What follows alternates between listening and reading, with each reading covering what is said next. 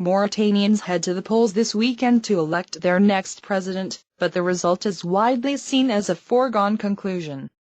Incumbent President Mohamed Ould Abdelaziz appears set for an easy victory on June 21, as opposition parties have called for a boycott of the vote amid concerns about transparency. Abdelaziz faces 4 challengers, including opposition leaders Boudil Ould Humaid and Ibrahima Mokhtar Sarr. Prominent anti-slavery activist Birmold Ould Abide, and Leila Mariam bint Mullah Idris, a government worker and the only female candidate. None, however, appears positioned to make a significant impact at the ballot box. Given that the current regime of Mauritania is practically a totalitarian regime forcefully attempting to persuade the rest of the world that it is a democracy, it is clear that the current president, who holds all practical powers in the country, will win the elections, said Shaul Gabay, an expert on politics in the Muslim world at the University of Denver's Joseph Corbel School of International Studies. The opposition is helpless and the boycott is the only possible way to voice their position, Gabay told Al Jazeera. Opinion: Mauritania elections, the hard choice. Since gaining independence from France in 1960, Mauritania has sustained a series of military coups, along with a number of failed coup attempts. Abdelaziz came to power after leading the 2008 overthrow of former President Sidi Mohamed Ould Cheikh Abdullahi, the country's first democratically elected leader. The move, denounced by the African Union and the European Union, spurred opposition protesters to take to the streets.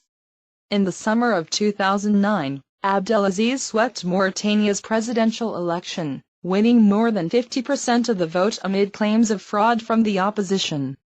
One of his key priorities as president has been to battle terrorism, with him overseeing raids against regional al-Qaeda fighters. In late 2012, the president was shot by a soldier outside the capital Nouakchott, an apparent accident after he failed to stop at a checkpoint. A year later, in December 2013, Mauritania's ruling Union for the Republic Party won a majority in parliament after 2 rounds of legislative elections boycotted by much of the opposition. Today, as the developing country of about 3.5 million people gears up to vote for the presidency, Abdelaziz has publicly accused his opponents of bringing the country to its knees. Urging everyone to defy the boycott and vote, he has touted his achievements in security and economic growth, which exceeded 6% in 2013. But opposition parties maintain there are serious concerns over how the election is being organized, suggesting the outcome has essentially been predetermined. Main opposition parties question the impartiality of the country's constitutional commission, which they claim is stacked with Aziz's supporters, said Raymond Gilpin, academic dean at the Africa Center for Strategic Studies. The opposition do not believe they would be afforded a fair chance given the perceived opaqueness in legal and procedural arrangements.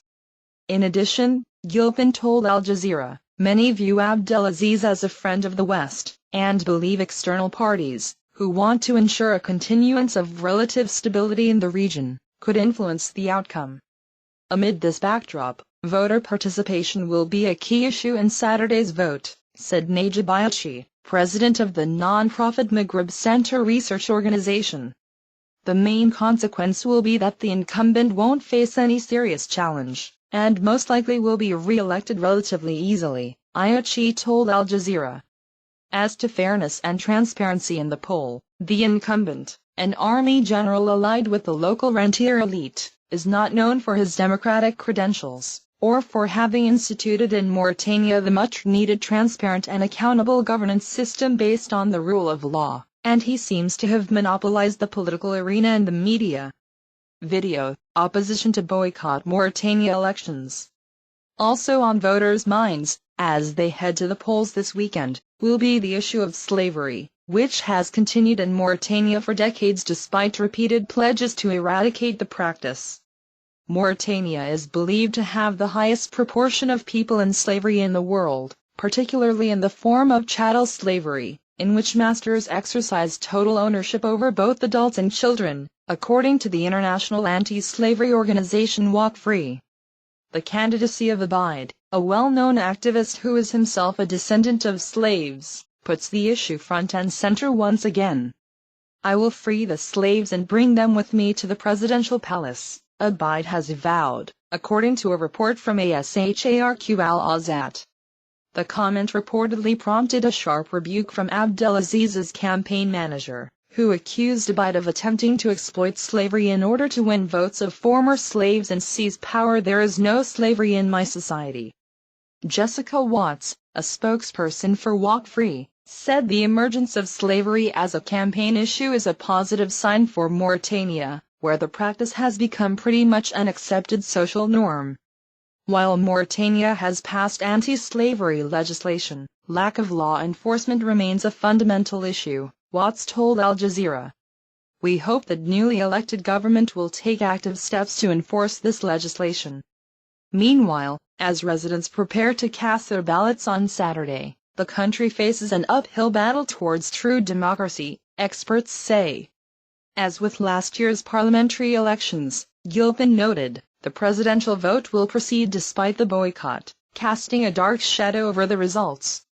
Winning the elections could result in an uneasy calm, but would not secure Aziz's legitimacy, he said. 11:12